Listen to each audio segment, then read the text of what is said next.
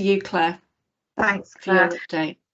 I think you've hit the nail on the head there. I think I'm really interested in hearing about what's going on in reality, I guess, in the workforce, so that we can then translate that back at BPS into initiatives or supporting initiatives around the wider workforce developments for the psychological professions, particularly given that we represent obviously the practitioner psychologists, but going forward also hopefully the new wellbeing practitioners and obviously CAPS as well. So we've got quite a high interest in these professions and these roles as they develop in terms of accreditation, and now particularly in terms of registration, because it's our ambition that from June onwards we will hopefully be able to go live with a register for those new roles, which is going to be quite a change for the sector, given that they don't currently have any alternative regulation framework available to them. So that's going to be quite a big thing.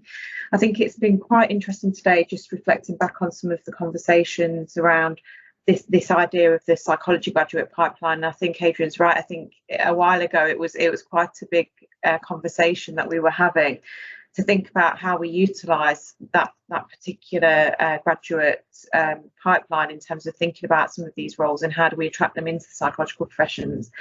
Given that, as we've identified, I think it was Kay was mentioning that they don't have the same standing as some of their peers in the other sort of healthcare profession routes, so things like nursing, where they obviously get a large placement as part of their training. And I think that does disadvantage that pipeline into the workforce in terms of them being able to get paid roles. So what puts a lot of people off is that they can't simply afford to work for nothing. So then that skews the diversity of the disciplines somewhat as well, so that only those who are able to perhaps work in very low paid or perhaps voluntary roles are then the ones that actually end up progressing through. And I think that's something that we really need to consider as to what we can do. And this idea of maybe a 3+1 with maybe a potential top up that people can then go on to beyond their core sort of GBC curriculum is something that I think we should explore. And if we could accredit that route, I think that's then a way for the healthcare system to recognise those people as being trained and competent, and in terms of actual practical skills, not just in the knowledge of being psychologically informed. So I think that whole pipeline planning is really important. I think, as Adrian said, the more of a structure that we can get around that, the better that will be in terms of stabilising the workforce. And I think as the group discussed as well, and we've also started to consider this, and there's been various conversations with various people around this sort of pipeline of who's already in the system, perhaps in health and care settings at a lower level, that through their work might then become interested in mental health and become interested perhaps by working with PWPs, or perhaps by working in an area where they come up against professionals who are already qualified but can't simply see a pathway for them because they don't have the minimum criteria that are currently stated for access to that. So I think there is a lot of opportunity. I think you were saying, Claire, just then in the break, that it is almost like we've already got the pieces of the puzzle. It's about putting them together in a coherent way. And I think that's really what we want to help facilitate. And whether that's through accreditation or helping to develop new apprenticeships, or whether it's through registration, I think that's really the ambition of the BPS, is to facilitate those professions becoming embedded in a way which is stable and is recognised by those who are in commissioning bodies, so that they're not always going to the go-to professions, but they're recognising that there's new and different, very skilled and competent practitioners that can deliver very effective care. So I think the work that we've been doing to date around, particularly around the kind of wellbeing practitioners, has been very important.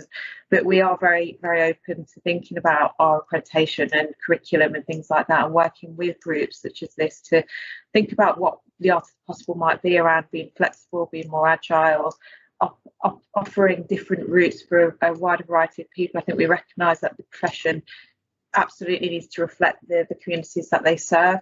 And at the moment, I don't think that the training is necessarily set up to facilitate that engagement with the broader set of people that might want to be engaged in these roles. And that goes for not just PWPs, but also the practitioner routes. We know that, there's a lot of people want to do clinical psychology. So, and it's, only 15% of people each year actually get through. And even with the growth of the funding, which is absolutely fantastic, we know that there's still a huge cohort of very competent, very passionate, very able people that want to do clinical psychology who simply just don't make the cut on that occasion for whatever reason that might be.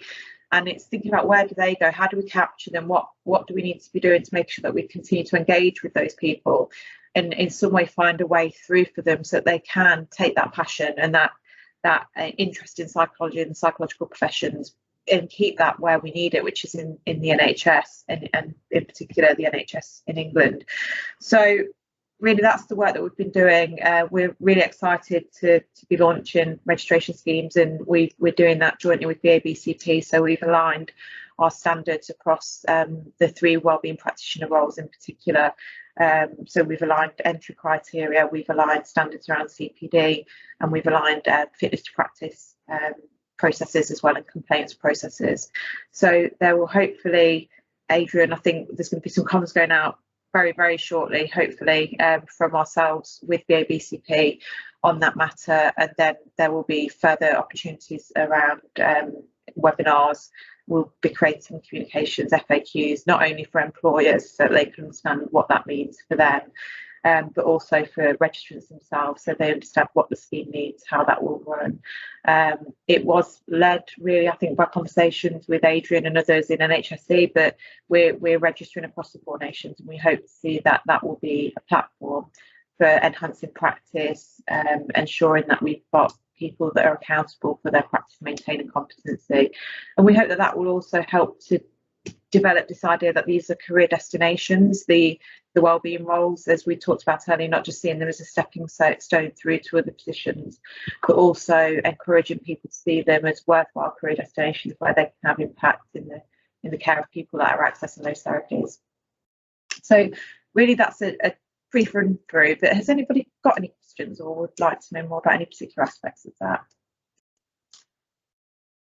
Any questions for Claire?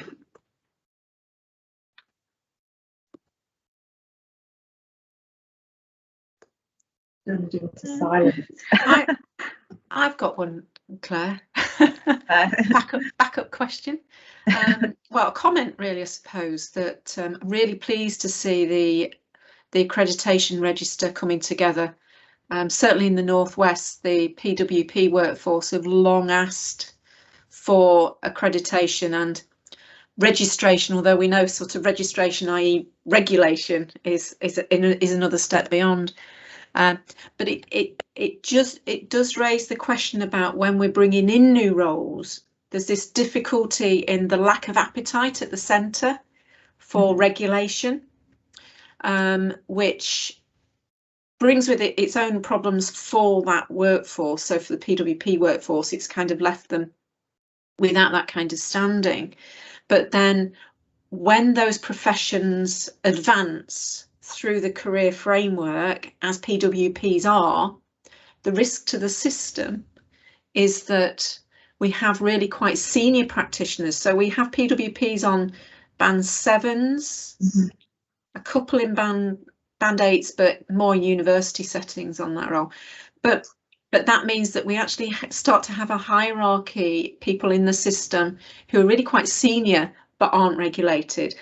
And then there's a question about a lot of opportunities around career development. For example, advanced clinical practice are blocked because the system requires a registered profession. So it's almost like we solve one bit of the jigsaw, one bit of the problem, and it opens a question about another bit of the system. So it's just to kind of highlight that if you've got any reflections on that, and maybe Adrian, you might recognise that. I think you're right, Claire. I think this is the beginning of what I think is going to be an ongoing iterative process. As things develop, we will need to respond to that in terms of our offering. And I think working with Adrian and the group, the core psychological professions working group and the other professional bodies, I think that's a conversation that we can start to have, which is, do we need to then think about within the registration and within those roles, does there need to be a tiered registration system? So that if you've got people working at the very top of their practice, does there need to be enhanced CPD requirements for them? Are we asking something different, particularly around leadership, for example? Are we expanding away from thinking about the core clinical competencies to think, okay, where's your reflective practice on leadership, or where's your evidence or your portfolio submission on where you've applied leadership principles, or what CPD or training have you done that's enhanced your leadership either through the NHS or through an external organisation? So I think we are at the very start of what I think is hopefully a very positive development, but I think we're not there yet. It's not, we're not launching and leaving. I think we need to constantly be monitoring this, and obviously we've put in our application to the PSA, the Professional Standards Authority, so we will be scrutinised in exactly the same way that HCPC is already, and we've got a whole new governance framework ready to support that. So I think it is about recognising that it's great that we've got here, and it's been a long time coming and a whole load of work. It's been almost 2 years in the making, but it's not the finished article. I think it has to recognise that as new roles come through, where do they sit, and are we the right registering body, or should there be other schemes that are developed with other bodies that are more appropriate? So I think it is always about, as that framework that Adrian presented, about those sort of questions that we ask, and registration is obviously, and accreditation is going to be one of those key questions that we have to ask ourselves and think, okay, what does this need to look like? What does it need to be successful in being implemented? And I think registration